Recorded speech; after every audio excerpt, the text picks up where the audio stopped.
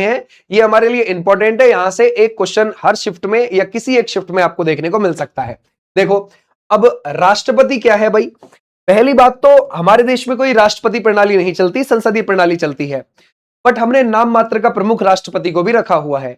राष्ट्रपति का पद हमने यूएसए के संविधान से लिया है और अपने संविधान के आर्टिकल 52 में हमने क्या बोला कि भारत का एक राष्ट्रपति होगा, ठीक है, और जो राष्ट्रपति देश का संवैधानिक प्रमुख होगा।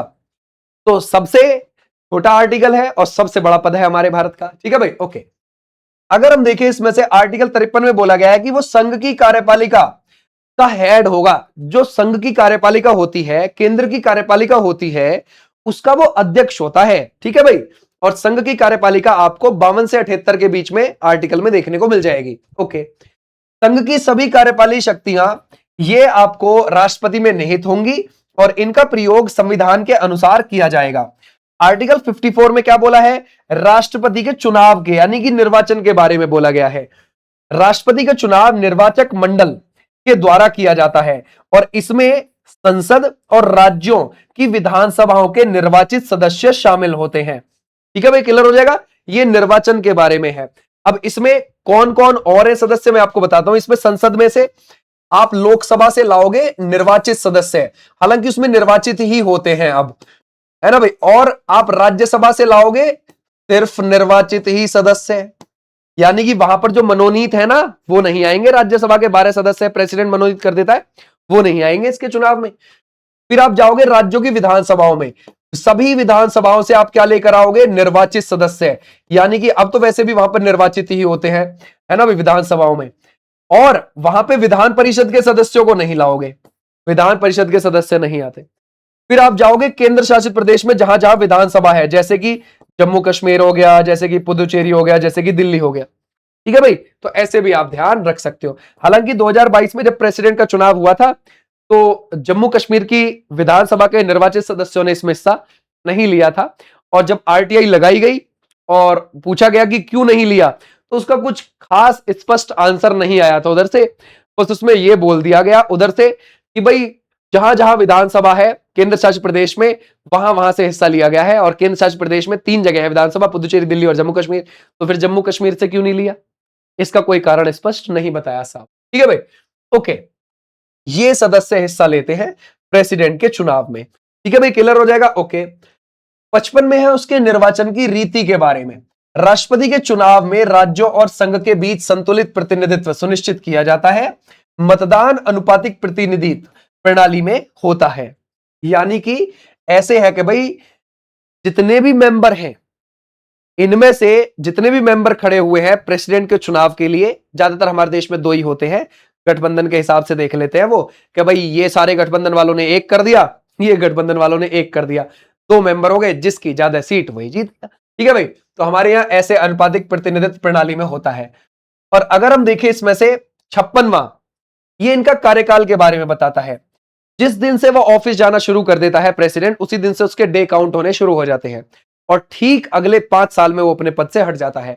लेकिन अगला जैसे 5 साल तो पूरे हो गए इस प्रेसिडेंट के, और अगला वाला आया नहीं 2-4 दिन, जो अगला आने वाला था, तो इतने ये वाला बैठा रहेगा 2-4 दिन, कोई दिक्कत नहीं है, ठीक है भाई। तो राष्ट्रपति का कार्यकाल 5 साल का होता है। उत्तराधिकारी के पद ग्रहण करने तक वह पद पर बना रह सकता है। और आर्टिकल 57 पुनर्निर्वाचन, यानी कि हमारे देश में कोई लिमिट नहीं है, कितनी भी बार आ सकता है प्रेसिडेंट चुन के कोई भी व्यक्ति। अमेरिका में 2 ही बार है लिमिट, और यहां पे कोई लिमिट नहीं, ठीक है भाई, क्लियर हो जाएगा। राष्ट्रपति दोबारा या कितनी भी बार चुनाव लड़ सकता है, संविधान में इसकी कोई सीमा निर्धारित नहीं है। कितनी बढ़िया बात है भाई। आर्टिकल 58 योग्यता, हमारे प्रेसिडेंट के लिए योग्यता क्या होनी चाहिए, भारत का नागरिक होना चाहिए, कम से कम 35 वर्ष आयु पूरी कर लेना चाहिए, लोकसभा सदस्य बनने की योग्यता उसके अंदर होनी चाहिए, पागल या दिवालिया नहीं होना चाहिए, ठीक है भाई, ओके। और इसके चुनाव के लिए यह भी और ध्यान रखना कि 15,000 की राशि आरबीआई के पास गिरवी रखी जाती है, यह भी आप ध्यान रखना, ठीक है भाई, क्लियर हो जाएगा, ओके। आर्टिकल 59 में है पद की शर्तें, कि जिस समय पर वो पद पर बैठा रहेगा वो क्या नहीं कर सकता। राष्ट्रपति किसी लाभ के पद पर नहीं रह सकता, उस समय कोई सरकारी नौकरी पर नहीं रह सकता, उस समय पर उसे सरकारी आवास या अन्य सुविधाएं प्राप्त होती हैं, ठीक है भाई, ध्यान रखोगे ये उसकी शर्तों में है, ठीक है भाई, क्लियर हो जाएगा, ओके। 60 में है शपथ। राष्ट्रपति को पद एवं गोपनीयता की शपथ दिलाई जाती है और शपथ भारत के मुख्य न्यायाधीश दिलाते हैं। अगर मुख्य न्यायाधीश नहीं है उस समय पर तो जो सुप्रीम कोर्ट के वरिष्ठ न्यायाधीश होते हैं वो दिलाएंगे। ठीक है भाई, ओके। अनुच्छेद 61 क्या कहता है? महाभियोग। अब उसे हटाने की प्रक्रिया देखते हैं। संविधान के उल्लंघन पर राष्ट्रपति को हटाया जा सकता है, यह प्रक्रिया महाभियोग इंपैचमेंट कहलाती है। महाभियोग कैसे? मान के चलो अब लोकसभा में महाभियोग चलाना है, ठीक है भाई, ध्यान रखोगे, तो यहां से 1/4 सदस्यों के सिग्नेचर करा लीजिए और वो भेज दिए जाएंगे किसके पास? प्रेसिडेंट के पास 14 दिन पहले, कि भाई हम लोकसभा में आपके खिलाफ 14 दिन के बाद महाभियोग शुरू कर देंगे। प्रेसिडेंट को पास भेज दिया जाता है प्रस्ताव। प्रेसिडेंट अब या तो अपनी दलील लोकसभा के सामने रख सकता है या किसी को भेज सकता है, और लोकसभा के मेंबर्स के समझ में नहीं आई प्रेसिडेंट की दलील, तो सीधी सी बात है यहां पर 2/3 बहुमत से पारित हो जाएगा। ठीक है भाई, ध्यान रखोगे, 2/3 बहुमत से यहां से पारित कर दिया प्रस्ताव और आगे पहुंच गया राज्यसभा, और राज्यसभा में भी दलील समझ में नहीं आई तो यहां भी 2/3 बहुमत से पारित कर दिया और अब प्रेसिडेंट को हटना पड़ेगा। और अच्छी बात यह है कि हमारा आज तक कोई भी ऐसा प्रेसिडेंट हटा नहीं है इस प्रक्रिया से। ठीक है भाई, आर्टिकल 62 क्या कहता है? यह रिक्ति की पूर्ति की बात करता है। राष्ट्रपति का पद रिक्त होने पर 6 माह के भीतर चुनाव कराया जाता है। नवनिर्वाचित राष्ट्रपति पूर्ण कार्यकाल प्राप्त करता है अपना, यानी कि पूरा 5 साल के लिए वो बैठता है अगला वाला। आर्टिकल 72 में है क्षमादान की राष्ट्रपति की शक्ति। राष्ट्रपति दंड माफी, दंड में कमी या स्थगन दे सकता है। मृत्यु दंड के मामले में भी यह शक्ति लागू होती है।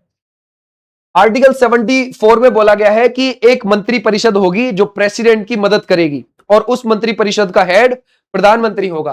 तो सबसे पहले प्रधानमंत्री का जिक्र इस आर्टिकल 74 में मिल जाएगा आपको। मंत्री परिषद की सहायता, राष्ट्रपति प्रधानमंत्री और मंत्री परिषद की सलाह का कार्य करता है। ठीक है भाई, ध्यान रखोगे, सलाह पर कार्य कर रहा होता है। जो प्रधानमंत्री या फिर जो मंत्री परिषद राष्ट्रपति को बताती है उसी सलाह पर प्रेसिडेंट काम कर रहा होता है। मंत्री परिषद की सलाह राष्ट्रपति के लिए बाध्यकारी होती है, यानी कि सुनेगा ही सुनेगा। ठीक है भाई। अनुच्छेद 75 मंत्रियों की नियुक्ति। राष्ट्रपति प्रधानमंत्री की नियुक्ति करता है, प्रधानमंत्री की सलाह पर अन्य मंत्रियों की नियुक्ति करता है। 123 अध्यादेश की शक्ति। जैसे मान के चलो राष्ट्रपति के पास होती है ये अध्यादेश की शक्ति। जैसे मान के चलो भाई, अगर आपसे पूछा जाए कि अभी इस समय पर ना तो बजट सत्र चल रहा है, ना मॉनसून चल रहा है, ना शीतकालीन सत्र चल रहा है, यानी कि सेशन नहीं चल रहा है संसद में, तो इस समय पर कोई मेन कानून लाना है, मेन रूल बनाने हैं, तो अध्यादेश जारी कर सकता है प्रेसिडेंट और उसको कभी भी वो वापस ले सकता है। संसद का सत्र न होने पर राष्ट्रपति अध्यादेश जारी कर सकता है। अध्यादेश का प्रभाव संसद द्वारा बनाए गए कानून जैसा होता है। बिल्कुल अच्छी बात है। आर्टिकल 352 ये राष्ट्रीय आपातकाल, युद्ध, बाहरी आक्रमण या सशस्त्र विद्रोह की स्थिति में लगाया जाता है। घोषणा राष्ट्रपति द्वारा की जाती है। अनुच्छेद 356 राष्ट्रपति शासन। राज्य में संवैधानिक तंत्र विफल होने पर लागू किया जाता है। राज्य का प्रशासन राष्ट्रपति के अधीन आता है, समझिए, उस समय पर, क्योंकि गवर्नर कह देता है कि भाई इस राज्य में सरकार तंत्र विफल हो गया है, आप यहां पर राष्ट्रपति शासन लगा दीजिए, प्रेसिडेंट कर देता है वो। ठीक है भाई, ध्यान रखोगे। आर्टिकल 360 वित्तीय आपातकाल अभी तक कभी नहीं लगा। देश में वित्तीय स्थिरता खतरे होने के कारण यह लगाया जाता है, खतरे में होने के कारण। अब तक भारत में कभी यह लागू नहीं हुआ। उपराष्ट्रपति, आर्टिकल 63 में इसका सबसे पहले हम वर्णन देखते हैं। यह भी हमने यूएसए के संविधान से लिया है। 63 उपराष्ट्रपति का पद, भारत में एक उपराष्ट्रपति होगा, यह देश का दूसरा सर्वोच्च संवैधानिक पद है। आर्टिकल 64 बोला गया है कि वो राज्यसभा का सभापति होगा। उपराष्ट्रपति राज्यसभा का पदेन सभापति होता है, वह राज्यसभा की कार्यवाही का संचालन करता है और वो अपनी सैलरी भी उपराष्ट्रपति होने के नाते नहीं लेता, राज्यसभा का सभापति होने के नाते 4 लाख रुपए अभी उसे मिलती है। अभी सीपी राधाकृष्णन जी हैं हमारे, वो 15वें नंबर के उपराष्ट्रपति हैं। 14वें नंबर के जगदीप धनखड़ थे, उन्होंने इस्तीफा दे दिया था। ठीक है भाई, क्लियर हो जाएगा। जगदीप धनखड़ जी ने जुलाई 2025 में उन्होंने इस्तीफा दे दिया था। ठीक है भाई, क्लियर हो जाएगा। सीपी राधाकृष्णन जी आ गए। अब सीपी राधाकृष्णन जी गवर्नर महाराष्ट्र के थे, उपराष्ट्रपति बनने से पहले महाराष्ट्र के थे, तमिलनाडु से बिलोंग करते हैं, तमिलनाडु से आते हैं। बोलता है अनुच्छेद 65 ये राष्ट्रपति के कार्यों का निर्वहन है ना भाई, ध्यान रखोगे। यानी कि जिस समय पर राष्ट्रपति अपने पद पर नहीं है, बीमार है या फिर हट गया है, तो भाई या मृत्यु हो गई है, तो कुछ समय के लिए उपराष्ट्रपति उसकी जगह पर बैठ सकता है। और ध्यान रखना 6 महीने से ज्यादा नहीं बैठ सकता।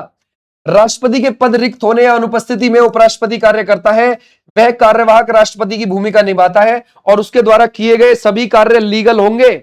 ऐसा नहीं है कि जब वो हट जाएगा उपराष्ट्रपति राष्ट्रपति के पद से तो वे कार्य भी हट जाएंगे, नहीं नहीं, ऐसा कुछ नहीं है। वे कार्य वैसे के वैसे ही रहेंगे क्योंकि उसने राष्ट्रपति के नाते वे कार्य करे थे। आर्टिकल 66 में उसके चुनाव के बारे में बात है।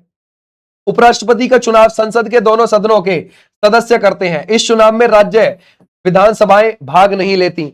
इनके में क्या है, लोकसभा के निर्वाचित सदस्य है, हालांकि निर्वाचित ही होते हैं सिर्फ लोकसभा में, और राज्यसभा के निर्वाचित भी और मनोनीत भी आते हैं, निर्वाचित भी और मनोनीत, बस ये इसमें हिस्सा लेते हैं।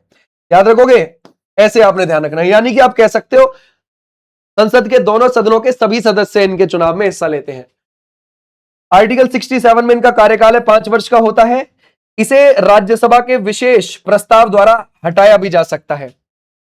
इसको ध्यान रखोगे, ध्यान रखोगे, इसको उपराष्ट्रपति को। आर्टिकल 68 रिक्ति की पूर्ति। उपराष्ट्रपति का पद रिक्ति है ना भाई, रिक्त होने पर चुनाव कराया जाता है।